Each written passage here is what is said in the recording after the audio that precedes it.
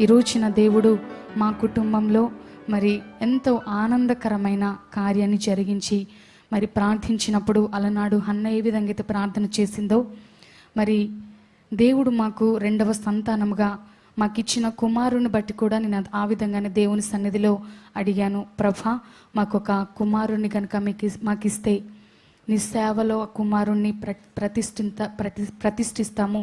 చిన్ననాటి నుండే మరి నీ యొక్క గొప్ప వరాలతో నీ జ్ఞానమునిచ్చి బిడ్డను నీలో పెంచండి అని మరి ప్రార్థన చేశాము. దేవుడు మేము ఏ విధంగా అయితే ప్రార్థన చేశామో, ఏదైతే ఆశను మా మదిలో కలిగి ఉన్నామో దేవుడు అటువంటి కార్యాలు మా జీవితాల్లో చేసి ముందుకు నడిపిస్తూ ఉన్నారు. నిజంగా 2015 సంవత్సరంలో ఫిబ్రవరి 23 మా మ్యారేజ్ అయింది. మరి ఆయన 3వ రోజు నుండి మరి దేవుని సేవలో విరివిగా కొనసాగడానికి, దేవుని సేవలో మరి వాడబడడానికి దేవుడు మా ఇరువురిని ఎన్నుకొని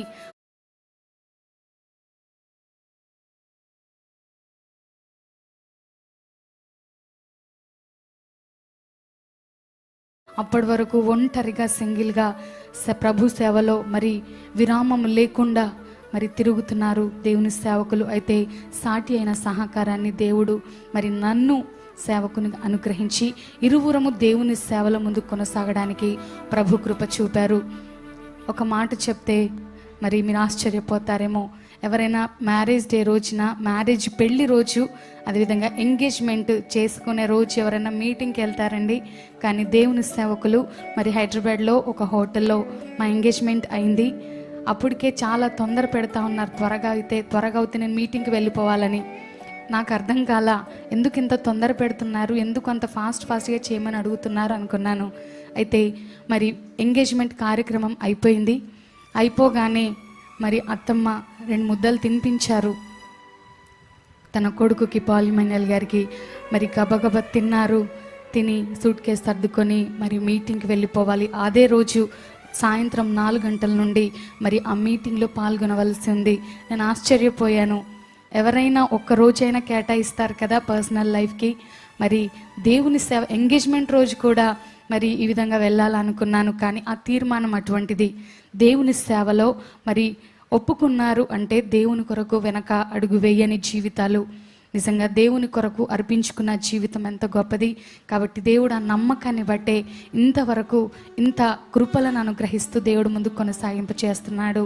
అయితే ఎంగేజ్మెంట్ అయిన నెలలోనే మరి దేవుడు ఎంత గొప్ప ఆశ్చర్యకరంగా మా వివాహం జరిగించి మరి రాజమండ్రిలోనే ఘనంగా వైభవంగా మరి వివాహం జరగడానికి ప్రభు కృప చూపారు. అనేక మంది దేవుని సేవకులు, మరి అది పెళ్ళని నేను అనను, ఒక మహాసభల్లాగే జరిగింది. చాలామంది పాల్గొరు అనుకున్నారు. నైట్ టైం అయితే ఎక్కువ మంది రాలే. మరి అన్నయ్య మరి జాన్ వెస్లీ గారి వివాహం ఎలాగో పగలు జరిగింది. నేను నైట్ టైం చేసుకుంటే బాగుంటుంది, నైట్ మరి లైటింగ్స్ అవన్నీ బాగుంటాయన్న చిన్న ఆశ. అయితే మరి నైట్ టైము మా వివాహం జరిగింది. అంత ఎక్కువ రాలే అనుకున్నాం. కానీ ఆ రాత్రి కాల సమయంలో కూడా కొన్ని వేల మంది మరి మ్యారేజ్కి అటెండ్ అయ్యారు. మరి ఎంతగానో ఆశతో వచ్చి మమ్మల్ని దీవించారు. నిజంగా దీవెనలు, ఆ ప్రార్థనలే ఈ రోజున మమ్మల్ని ఈ విధంగా ముందుకు నడిపిస్తున్నాయని నేను ఖచ్చితంగా నమ్ముతాను.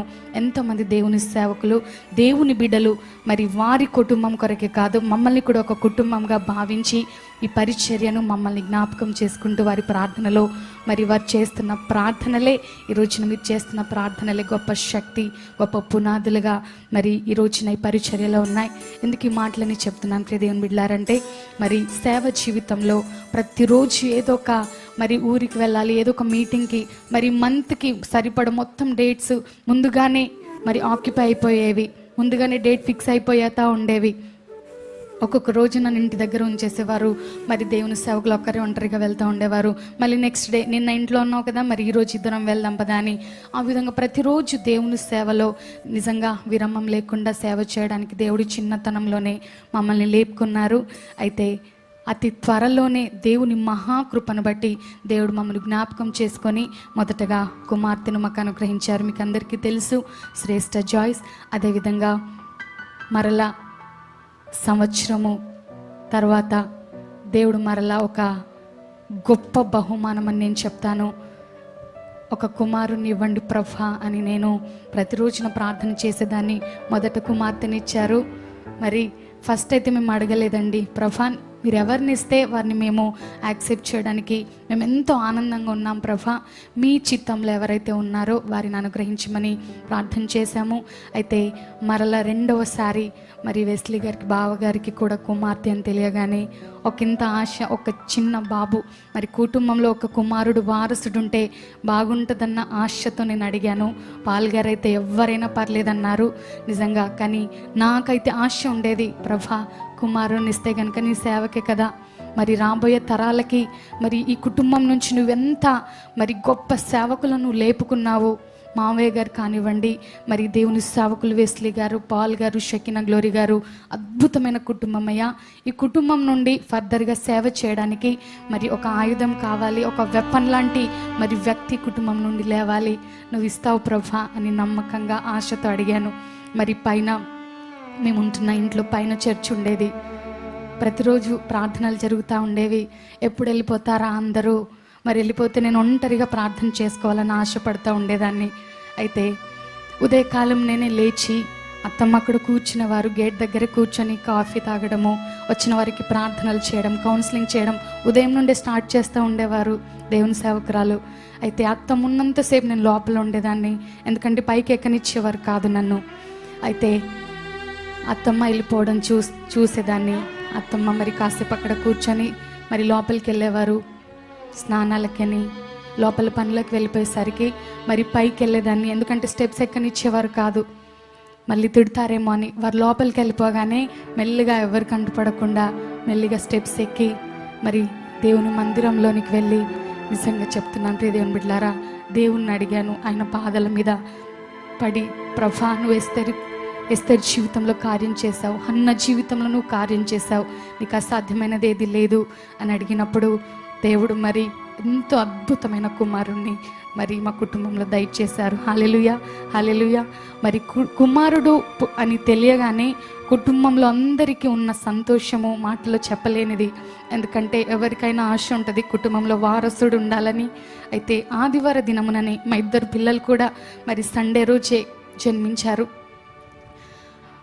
మరి పాప అయితే రెయిన్బో హాస్పిటల్లో హైదరాబాద్లో జన్మించింది. కానీ బాబుకు మాత్రం రాజమండ్రిలో ఉండిపోయాను. అత్తమ్మ వాళ్ళే అన్నీ చూసుకునేవారు చక్కగా. మమ్మీ డాడీ కూడా రాలేని పరిస్థితి, వారికి సేవ ఉండడం మూలాన.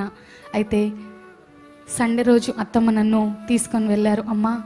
అత్తమ్మ నాకు కొంచెం ఏంటో పెయిన్గా అనిపిస్తూ ఉంది, ఎందుకంటే ఆ ముందు వారంలోనే ఫాల్స్ పెయిన్స్ లాగా నాకు వచ్చాయన్నమాట. చాలా నొప్పి అనిపిస్తే మరి హాస్పిటల్కి వెళ్ళాము. ఇవి అప్పుడే పెయిన్స్ కాదండి, ఇంకా టైం ఉందని చెప్పారు. అయితే అందరు మళ్ళీ డిసప్పాయింట్ అయిపోయారు. ఇంటి దగ్గర డెలివరీ అయిపోయిందేమో, కుమారుడు పుట్టారేమో అనుకొని అందరు సంతోషించారు. కానీ అది ఫాల్స్ పెయిన్స్ అని తెలిసింది. మరలా చక్కగా ఇంటికి వచ్చి నేను టేబుల్ దగ్గర కూర్చొని తింటా ఉన్నాను. అందరు షాక్ అయ్యారు, అదేంటి డెలివరీ అవ్వలేదా అని. మరలా 1 వీక్ తర్వాత ఒక ఆదివార దినమున ఉదయాన్నే అందరం రెడీ అవుతా ఉన్నాం దేవుని మందిరానికి ఆరాధనకు. అత్తమ్మ కూడా రెడీగానే ఉన్నారు. ఆదివార దినమున ఉదయం 6 గంటలకే మరి సిద్ధపడి కూర్చుంటారు. మమ్మల్ని సిద్ధపరుస్తూ ఉంటారు ఎవ్రీ వారం, ప్రతి వారం. అయితే ఆ రోజు కూడా టైం అవుతుందమ్మా రెడీ అవ్వండి అని చెప్తానే ఉన్నారు. అయితే అత్తమ్మ ఎందుకో నాకు అన్ఈజీగా ఉంది, ఎందుకో భారంగా అనిపిస్తూ ఉంది అని అంటే, అదేదో హాట్ డ్రింక్ ఏదో ఇచ్చారు తాగమని. అది తాగినా పెయిన్స్ మాత్రం తగ్గట్లేదు. ఎందుకైనా మంచిది ఒకసారి హాస్పిటల్కి వెళ్ళి త్వరగా చెకప్ చేయించుకొని మరలా జాయిన్ అయిపోదాము, దేవుని ఆరాధనలో పాల్గొందాము అన్న ఉద్దేశంతో మరి బయలుదేరుతున్నాము. మరి ఎందుకు ఉన్నట్టుండి దేవుని సేవకులు పాల్గొని నన్ను పిలిచారు. అమ్మ ఒకసారి వస్తావా అని చెప్పేసి మరలా కార్ దిగి ఇంట్లోకి వచ్చాను. దిగి రాగానే మరి ఏమనిపించిందో నాకు తెలియదు, కానీ మరి మోకరించి నా మీద చేతులుంచి ప్రార్థన చేశారు. హల్లెలూయా.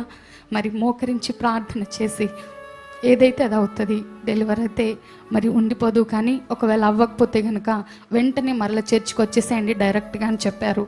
అలాగే అండి అని నేను వెళ్ళాను.